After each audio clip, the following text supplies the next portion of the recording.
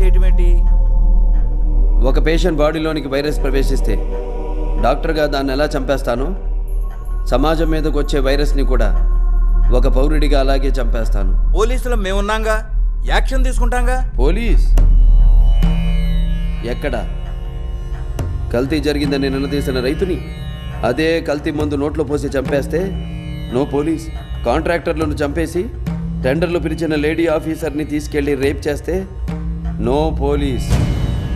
ఇదేంటి అని ఎదురు ప్రశ్నిస్తే దారుణంగా చంపేసినప్పుడు నో పోలీస్.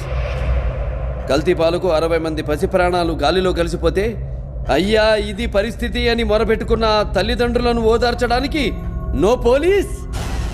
పోలీస్ స్టేషన్కి వెళ్ళిన పాపానికి 300 మందిని మూర్ఖంగా చంపి